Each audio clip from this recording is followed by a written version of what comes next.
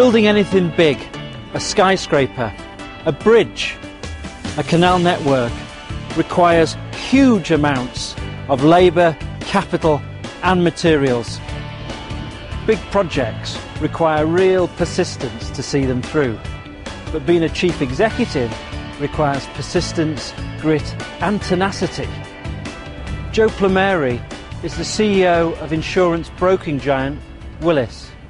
I don't look at life as a series of goals and accomplishments, because when you look at life as a series of goals and accomplishments, you're going to fail sometimes. And people who fail then say, oh my God, my life's over, I failed.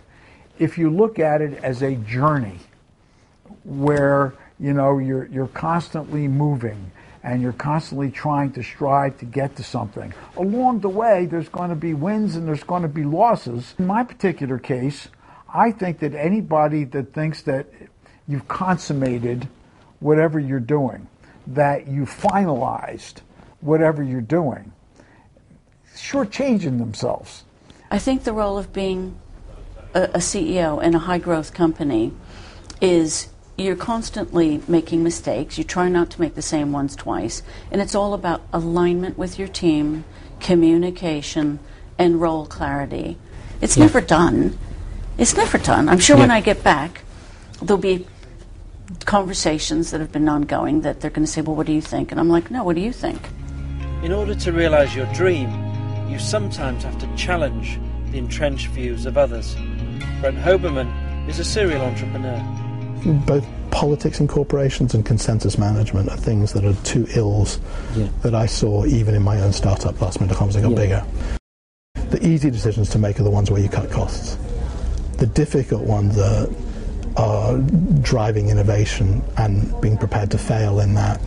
And the next step of that is that the reward cultures are often wrong. We often don't reward people enough internally for making those bets because they might go wrong, and then you look like an idiot, you might lose your job. Whereas for shaving another 5% of cost, that's pretty easy. And even if it's the wrong thing long term, because the slows growth down in 3 years' time, doesn't matter. Nobody knows it was your fault for pulling that trigger. Some chief executives believe you need to be on top of the detail to do the job well. Sir Martin Sorrell is founder of the global advertising group WPP. When you withdraw yourself, and this is again a thing that comes from my father, right? So maybe he was wrong, and in which case I'm going to be wrong too.